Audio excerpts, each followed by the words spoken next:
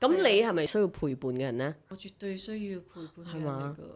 但係我都有我獨立嘅一面嘅，我又覺得每一個人都好難話好極端咁樣啊！我好獨立㗎，乜都唔使㗎。有啲人唔中意人哋嘈佢噶嘛。我覺得唔中意人嘈嘅人，你試下一直都一個人孤零零食飯，一個人睇戲，一個人乜都一個人。我覺得佢總會有一刻啊！如果聖誕節有人同我食餐飯就好，我覺得點都會有啩，啲人性嚟嘅喎。係啊係啊，係咪先？係啊即係你要接受咯，你要面對咯，你唔好覺得我係咁㗎。咁即係好多人就係咁。你連你自己都拎咗自己係咁，但其實你對自己唔誠實咯。因為有啲人係因為冇啊，所以佢係啦，寧願覺得自己唔需要，佢 block 咗即係佢只係係 block 咗自己情感。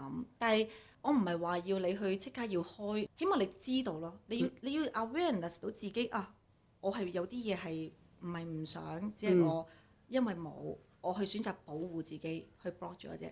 但係你要知咯，因為你知道咗之後，未必可以即刻解決嘅，但係起碼你接受咗先咯，起碼你有呢個意識，然後你再等會唔會有一日有個人埋嚟令到你願意敞開你心扉，或者會唔會有一日，咦唔係喎，我咁樣落去，我自己都唔開心，我自己都抑鬱，我自己都憂慮喎，而我願意跳出嚟咯。